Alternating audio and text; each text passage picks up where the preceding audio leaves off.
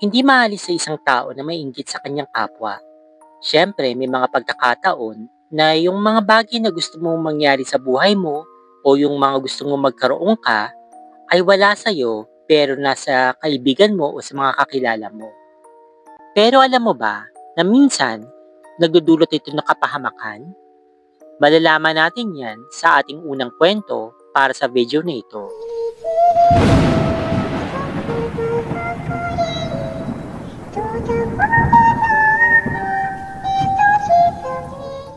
Hello Spooky Dolls, good evening. Before anything else, gusto ko sanang batiin lahat ng mga OFW at mga Filipino immigrants, pati na rin po yung mga Pinoy na tulad ko nandito po sa Pilipinas, at yung mga taga-ibang dimension at taga-ibang mundo na tumatangkilik at sumusuporta sa kwentong aswang at kababalaghan. I hope that you're all doing well. Okay, basahin na po natin kaagad ang ating first story para po sa gabing ito. Medyo desesperada na ako, kaya nag-message na po ako sa inyo. Alam ko ito'y medyo mahaba, pero sana pagtyagaan ninyong pakinggan. Sobrang kailangan ko lang ng tulong. Ngayon pa lang, sinasabi ko na may nagawa akong mali. Alam ko na yun. Wala na lang po sana magkokomento ng mga masasama kasi hindi naman po yun makakatulong.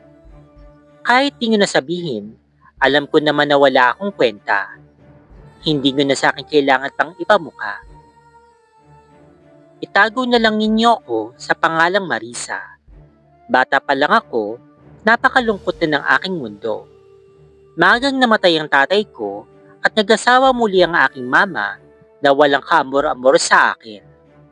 Madalas sa akin niya binubunto ng galit niya kahit wala naman akong kinalaman. May dalawa akong kapatid sa ina. Bali anak sila ng stepfather ko. Mahirap lang po kami. Yung bahay namin, maninipis na kahoy at yero lang ang gawa. Lupa ang sahig, sa kapapag ang higaan. Hindi naman kami nakatira sa probinsya, pero ganito ang buhay namin. Isang kahit, isang tuka. Bukod sa napakawalang kwentang pamilya, mahirap na nga kami, hindi pa ako kagandahan. Wala pang binigay sa aking talino. Napakamiserable ko talaga. Grade 3 na ako noon, pero wala pa din akong kaibigan. Sino ba naman kasing may gusto sa pangit na repeater at mukhang basahan pa ang uniform? Hanggang sinakilala ko siya, si Sandy. Transferi siya mula sa ibang bansa. Kung bakit siya nasa public? Malay ko, pero halata na mayaman sila. Maganda siya, naging top 1 ng klase. Naging magkaibigan kami. Medyo malapit lang yung bahay namin sa kanila. Kaya madalas, dinadala niya ako sa bahay nila. Pinapakain at binigyan pa nga ako ng mga gamit ng kanyang magulang. Siguro, naawa sa akin. Hanggang sa grade 4, hindi na kami magkaklase. Nasa section 1 na siya at maganda pa rin ang takbo ng kanyang pag-aaral. Ako naman, huminto na lang. Sabi kasi ng nanay ko, bobo naman ako, kaya wala namang mangyayari kahit mag-aral pa ako.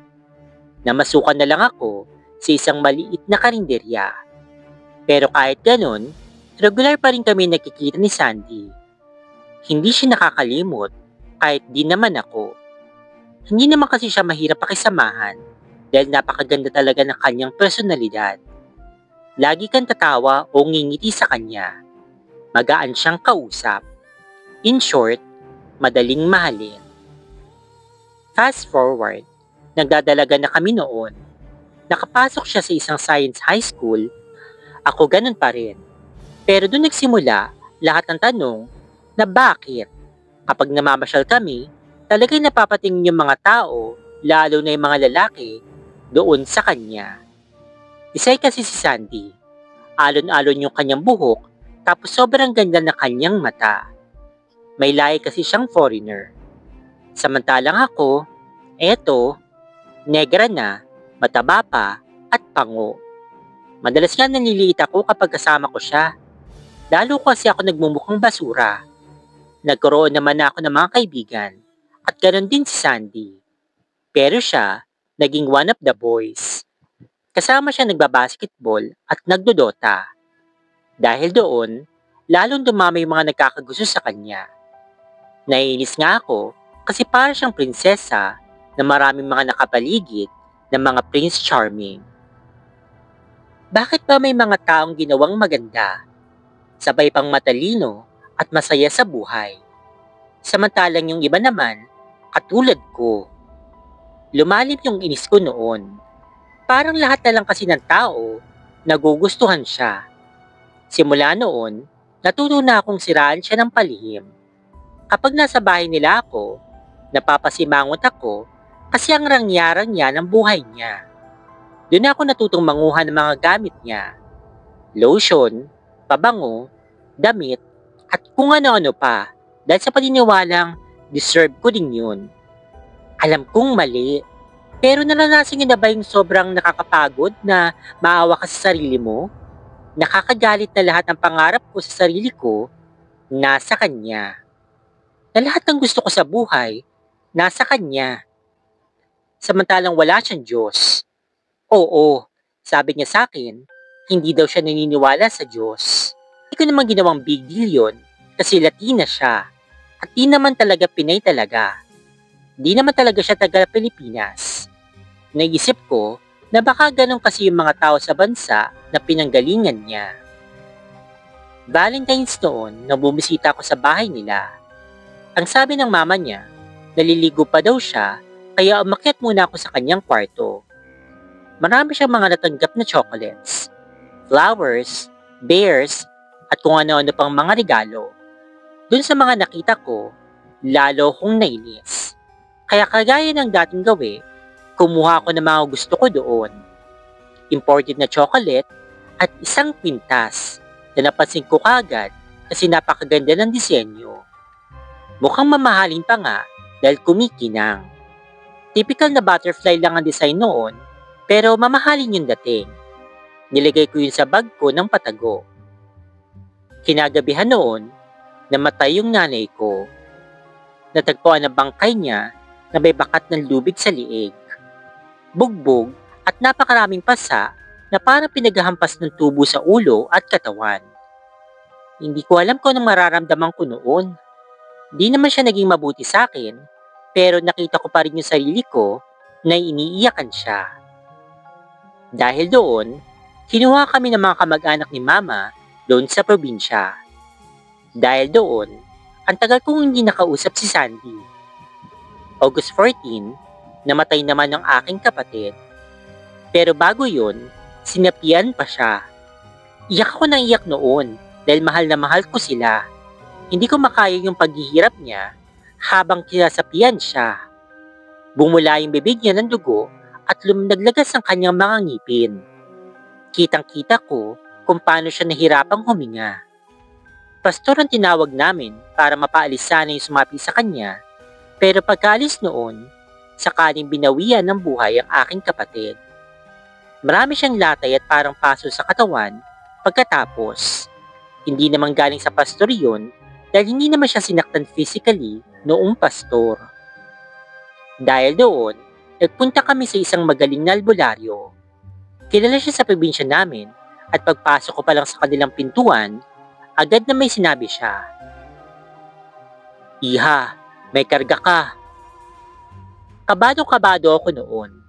Ang iniisip ko, baka may nakasunod sa akin. Kahit natatakot ako, tumuloy ako. Pinaupo ako at kahit wala pa ako sinasabi sa albularyo, binigyan niya ako kaagad ng libro. Alin dyan? Tanong sa akin ng albularyo. Nung binuksan ko, litrato ng mga alahas. Sunod-sunod kong nilipat yun at tunahagip ng aking mga mata ang isang larawan.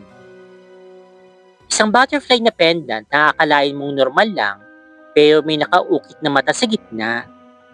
Doon kumabog ng husto ang dibdib ko. Suot ko noon yung kwintas kaya tinignan kong mabuti. May nakaukit nga ding mata. Hindi na ako nakapagsalita noon. Parehong kapareho talaga nung nasa lumang libro. Napapuntong hininga yung albularyo bago siya nagsabi sa akin. 6 na buwan ang nakaraan nung may namatay sa inyo, di ba? Pagkatapos ng 6 na linggo, may panibagong kukunin. Pagkatapos ng 6 na araw, Ikaw na yung susunod. Saan mo nakuha ang kwintas na yan?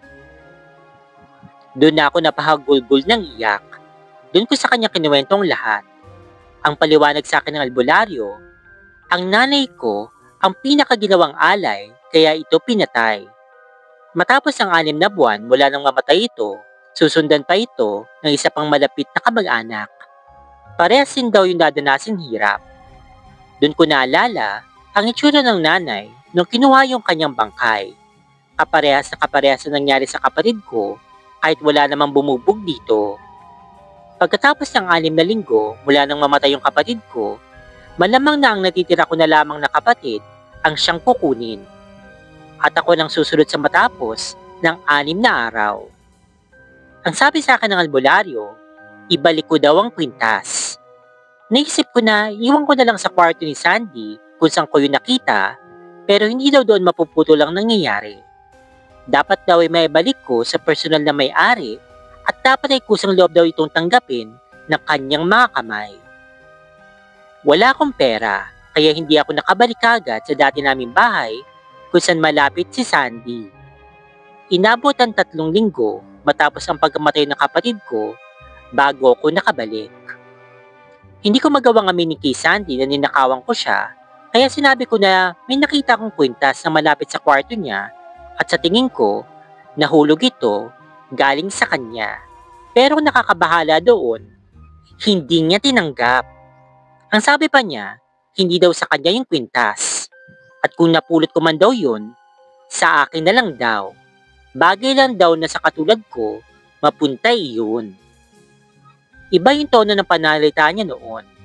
Halatang may ibig sabihin ang kanyang ngiti bago siya umalis. Pagkatapos noon, naging mailap na siya. Lagi siyang busy daw at di na madaling makontak at makita. Hindi ko na alam ang aking gagawin. Unti-unti na ako napipiga bawat araw na nababawas. Hindi ko na alam kung paano ba. Sana may makatulong sa akin. Hello po, itago na lamang ninyo ko sa pangalang Edward. Nangyari po ang kwentong ito base sa totoong insidente dito sa Cavite. Nakalimutan ko na yung taon, pero palagay ko nasa 15 to 16 years old pa lamang ako ng mga time na yon at mag-23 na po ako ngayong taong ito. Mula nung ako'y bata, normal na sa akin na nakakakita ko ng mga entities, mga multo, at kung ano-ano pa. Pero sa buong buhay ko, lahat ng nakikita ko ay malinis. Ibig sabihin, walang dugo, walang muka, pero sa moment na ito, parang napabalikwas ang mundo ko dahil hindi na malinis ang nakita ko. Puro dugo, may muka at umiiyak. Galing akong school noon. Sobrang pagod at nag-breakdown ako due to personal reasons kaya nakatulog ako.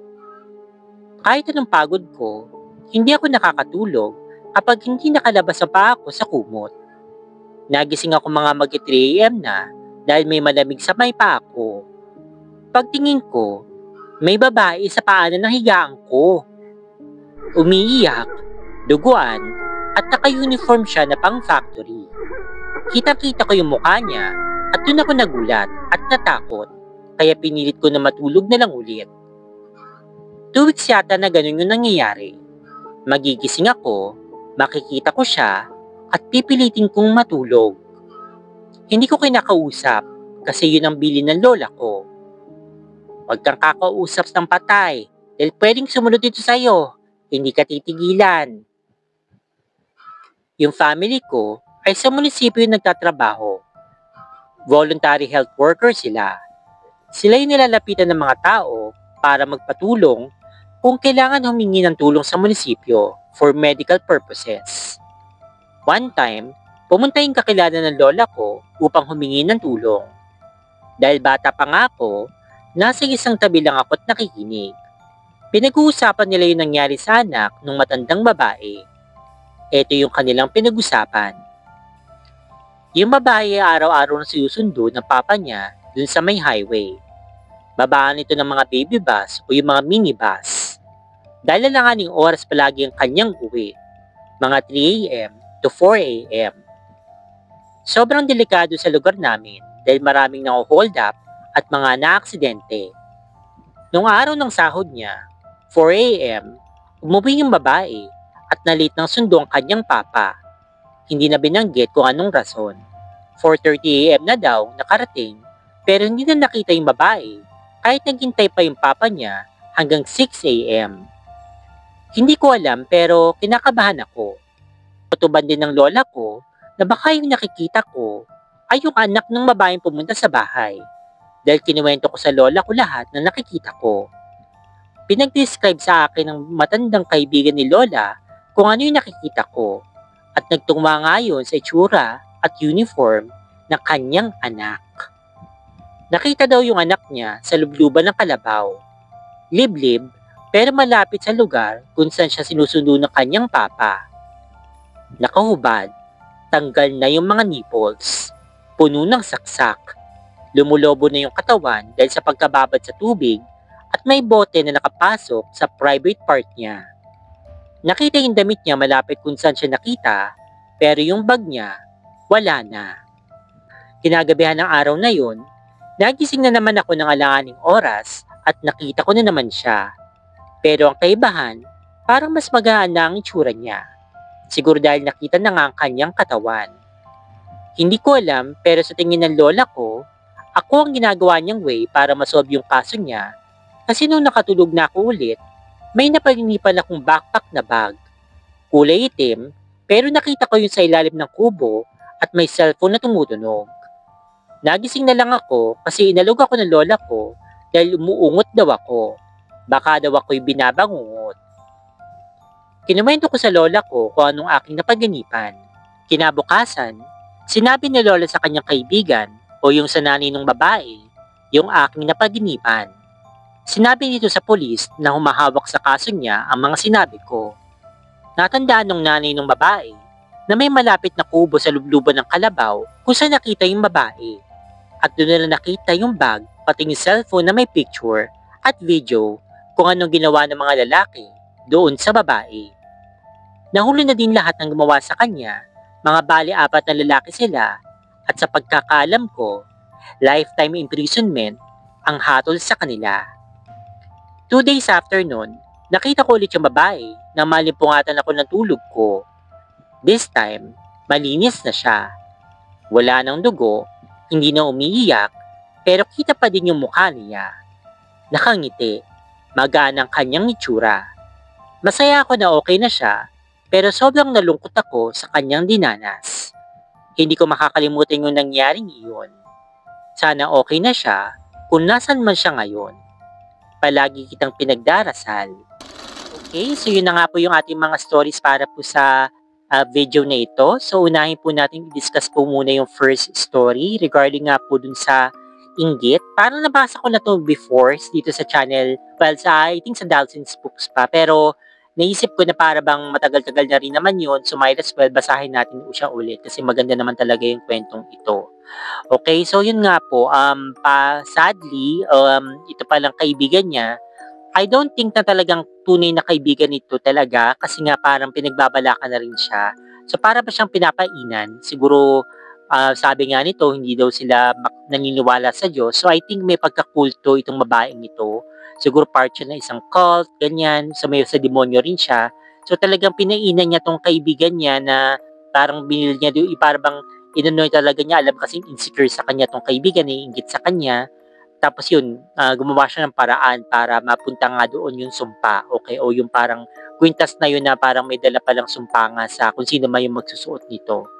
So, nakakatakot lang, okay, na may ganito pa ng mga tao. Kasi nga, ako medyo parang inisip ko kasi, okay, since matagal-tagal ko na rin nga itong hindi na babasa yung kwentong ito, parang bago ulit sa akin. So, inisip ko na baka, gumawa siya ng paraan na para alam niyo yung mga naiinggit na mga kukulam, ganyan. Baka pinakulam niya, kinulam niya tong kaibigan niya para pumangit yan. Akala ko dun papunta yung kwento, pero as it turns out, hindi pala. So, siya pa rin pala yung biktima dito sa kwentong ito. So, parang ko naman, parang sobra talaga miserable ng buhay niya. Pangit na nga siya, ganyan. Malungkot ang buhay niya kasi mahirap sila. Tapos hindi pa siya katalinuhan. hindi pa siya mahal ng mga pamilya niya, ganyan. Diyos ko, tapos ito pa yung nangyari sa kanya. Parang talagang lahat na lang ng kamalasan sa mundo ay napunta sa kanya. Hopefully, kung totoong kwento man ito, sana na nakahanap siya ng paraan para hindi naman pumapahamak ang kanyang pamilya at siya rin, para hindi naman siya mamatay. Doon naman po sa second story, nakakalungkot lang talaga na may ganitong mga pangyayari na, yun nga, delikadong lumabas talaga sa mga alanganing oras, araw. So, kung ako sa inyo guys, kung nyari ang labas ng huwag nyo sa work ay mga tipong 2 a.m., 3 a.m., ganyan. So, medyo tapos parang liblib ba yung lugar ninyo, might as well liwanag na lang muna. Hintayin nyo muna liwanag dun sa labas bago kayo umuwi sa bahay nyo. Doon muna kayo sa office ninyo or what, hangga't mayroon kayong makakasama. Kasi minsan kahit may kasama ka, paano kung maraming tao yun? Kaya katulad nito, 4 na lalaki, kahit nandun naman yung tatay niya, ano naman magagawa ng tatay niya, di ba? Unless, tapos yung tatay niya ay assuming na masasamang loob na yun. So, kung ako sa inyo, might as well, yun nga, magpa-umaga na lang kayo dun sa lugar ninyo o umahanap kayo ng trabaho. Kung kaya nyo naman, umanap na lang kayo ng trabaho na hindi po alanganin yung oras. Kasi ako, na-experience ko na rin yan. Kasi ever since talaga nag-start ako mag-work, talagang sa call center na. Na-experience ko na ng mga 12 o'clock umuwi, mga 3 o'clock, ganyan. So, delikado talaga. So, buti na lang sa awa ng Diyos, wala naman nangyayaring masama sa akin. Thank God, sana patuloy na mangyari yun, knock on the wood. Yun, na okay ako palagi. Okay, at ilayo naman ako ni God sa mga kapahamakan na ganyan. So yun, mag-ingat na lang po talaga tayong lahat. Anyway guys, I hope na nag-enjoy po kayo sa mga stories na aking binasa para sa video na ito. So please, kung hindi pa kayo nakakapag-subscribe, ano pang hinihintay nyo, mag-subscribe na po kayo. Mag-iwan po kayo ng comment sa comment section please. Maganda po yan para po magkaroon po ng parang traction, okay, para makita ng YouTube na marami pang nanonood, ganyan. And then yun, paki-like naman po itong video na ito. Maraming salamat sa inyong pagsuporta sa kwentong Aswang Kababalaghan. Huwag kayong mag-alala. Malagi na po ako mag-upload dito sa ating channel since tapos na po yung kailangan kong gawin dun sa second channel ko sa Totally Dolls. Okay lamang po. God bless po sa inyo lahat. Stay fabulous and spooky, Spooky Dolls. Bye-bye!